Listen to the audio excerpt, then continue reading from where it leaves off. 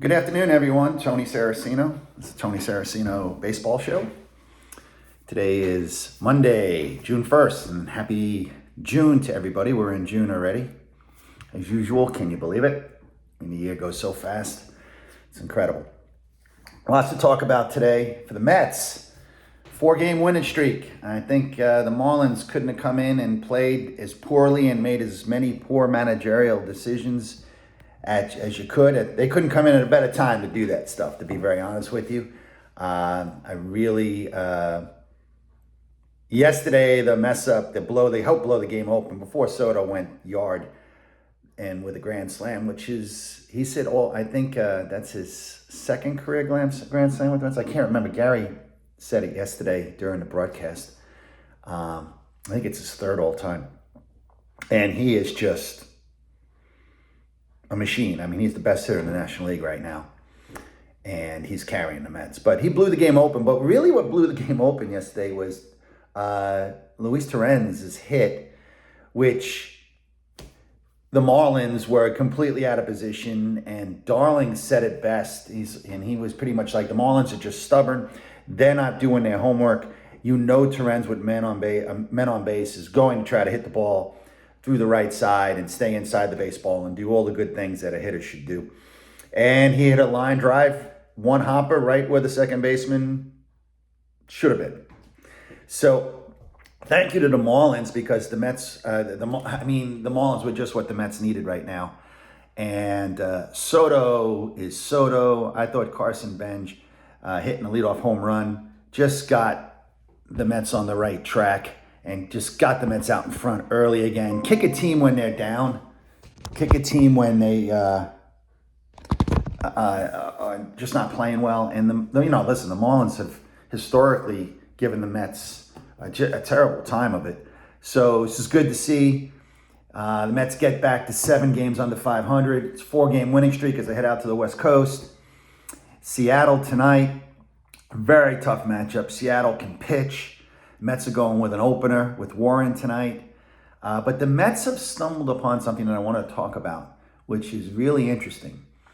And Gary said it yesterday, but I have been seeing it. I mentioned this with the way they were using Manaea and the way that they were going to use Peterson. It's almost this piggyback role of, you go with 2 pitchers. You send your first guy out for 5 innings. He goes through the lineup twice. And then you send your second guy out, and he goes through the lineup once or twice, probably twice, most of it anyway. And he closes the game out. And I think there's going to be days when you see, if you can get a large lead and you don't have to play a matchup, or you're behind and you don't have to play a matchup where you want to go lefty on lefty, righty on righty, or you got to go to your closer in the 9th inning, that you're going to see games like this now, where this type of piggyback. Yesterday, it was McLean and Peterson. And Peterson came out and pitched really well for the last 4 innings. He got a 4-inning save. And that's what Gary was talking about, that you're probably going to see more of this. I don't think the Mets have a choice. If the Mets are going to have guys go 5 innings, you're going to need, and then they got guys who are going to have to be openers, and you go through massive amounts of pitchers in the bullpen, out of the bullpen, then you're going to have days where you only use 2 pitchers. Even in a 5-2 game, you may, or a 6-2 game, you may only see 2 pitchers. I don't like this at all. I don't like all these pitchers on a roster. I really feel if baseball wanted to change this and get their starting pitchers back into being important and having greater value, you probably would limit the amount of pitchers on a staff to 11, let's say, and limit the amount of moves you can do every month.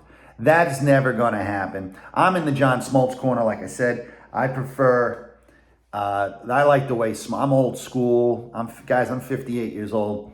And, I can tell you about the Nolan Ryan game in 1974 where he threw, they calculated. He faced, I think, 64 batters in the game. He struck out 18. He walked 10. I think he threw 14 innings. He got a no decision. And if you just took the batters he struck out and the batters that he walked, you can easily calculate that he probably threw 250 pitches in that game, 260 pitches. I think it was August 18th, 1974. I'm not quite sure. I did look that game up on Baseball Reference, and if you haven't, utilize, I'm sure most of you have, but if you haven't utilized Baseball Reference yet, then you're missing out, because the game logs and what you can pull out historically to see how games were played and who did what, you're really missing something. It's a great reference tool. I use it all the time.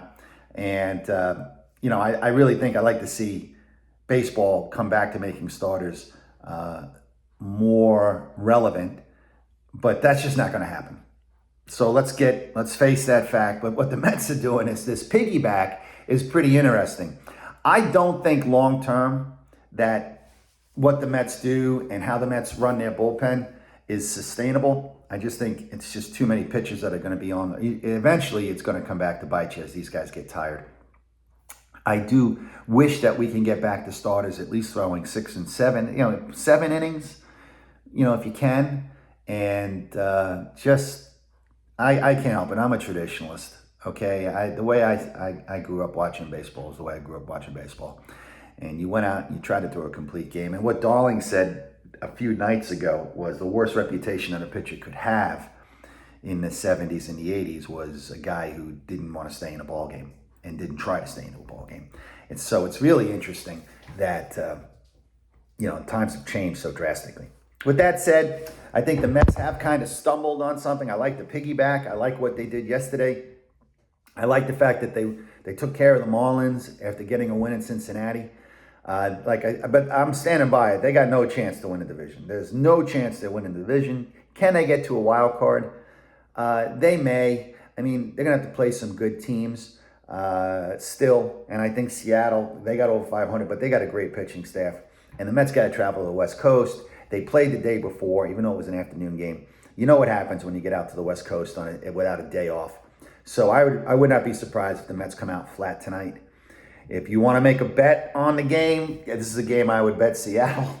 But that's neither here nor there. I'm not a big bettor, and nor do I recommend that you bet. And if you do bet with only what you can afford to lose.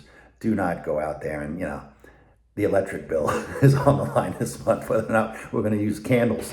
So no, again, I just see historically that it's tough for a team without a day off flying out to the West Coast and are going to play the next day. So we had some good signs yesterday with the Mets. Obviously, Simeon had a couple of hits and a home run. It's good to see that. He also took 2 walks. I'm still not looking in. It's just nice that he had a good game. I don't think that he is a good offensive player anymore. I don't expect him to be. Soto is a beast. And, A.J. Ewing had a tough day yesterday. He took the old sombrero. And that's 3 strikeouts, guys. So he took the sombrero. And, you've got the golden sombrero is 4 strikeouts. And as Keith Hernandez once said, the ever rare 5 strikeout game is what we call the platinum sombrero. So he took the sombrero yesterday. It was a tough day for him. He didn't look comfortable in the box. Faced a couple of lefties. Just never seemed to get it going. But, that's a concern, but not a big one. Benj had a leadoff homer, had a couple of tough at-bats after that. Like to see him get his on-base percentage up. Right now it's sitting just under 320. I think if you're going to hit leadoff, I'd like to see, a 340, 350 on-base percentage, especially with someone like Soto hitting after you. Bichette is an enigma. I don't like the at-bats that he puts together, especially this weekend. He's down to 219. He cannot stay in the second spot if you're going to have a 275 on-base percentage, okay? And you just cannot stay in the 2 spot.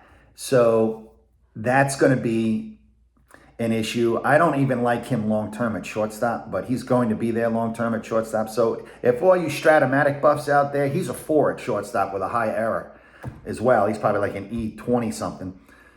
So that's going to be a problem for the Mets, and it has been a problem when he's played shortstop. He does not play a good shortstop at all. He has no range, and he makes errors.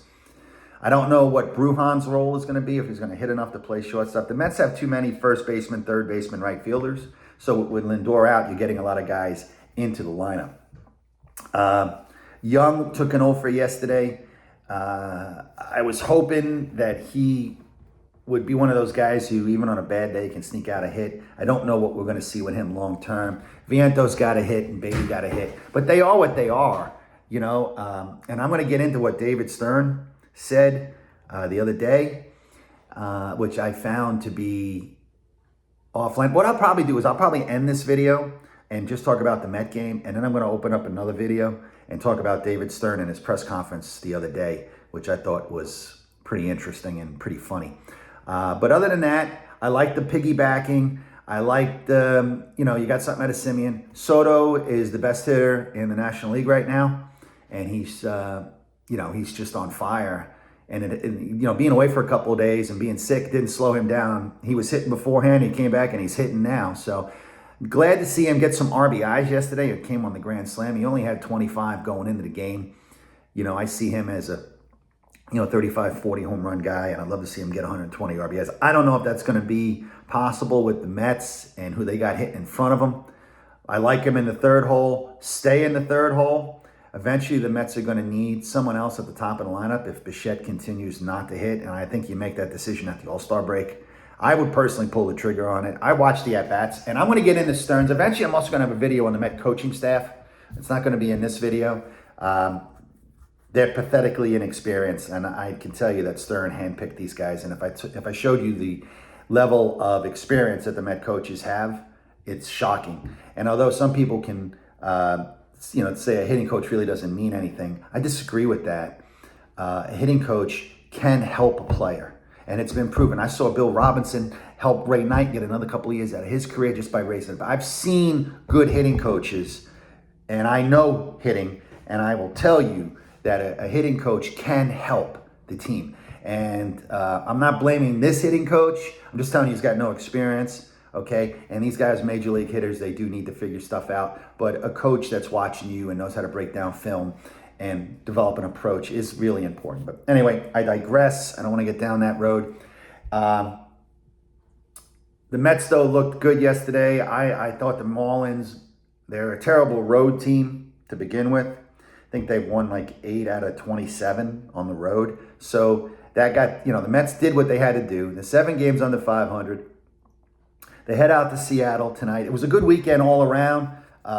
Christian Scott got his first win. Nolan McLean had a very, very, very uneven game yesterday. I'm still concerned about that. He walked a bunch of guys. He pitched with a small army on base. He hit a couple of guys. But he kept it together. He got the outs when he needed to get them. He got a little unlucky on that bloop double, but that's going to happen. But he managed a way to, keep the damage to a minimal. Gave up only 1 run. And got himself a victory yesterday. So good for Nolan McLean, good for the Mets, and on to Seattle. Okay, keep an eye out for my next video about the David Stern press conference, which I thought was incredibly interesting. I'm Tony Saraceno, and this is my show, the Tony Saraceno Baseball Show. Oh, and to the guy who made the comment on, I had say Jay Tong in my other video, you're right, it's Jonah Tong.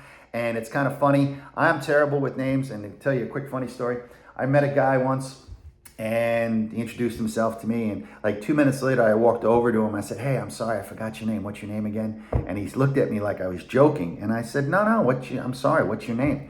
And he looked at me and he said, "Tony." Well, I can't remember somebody who's got my name. I'm certainly not going to remember Jonah's name. I do know it's Jonah Tong. I've said Jay Tong before and made that slip up. So apologize on that, guys. Get used to it. I'm pretty bad with names. Alrighty. Anyway, I'll see you on my next video. Have a good day.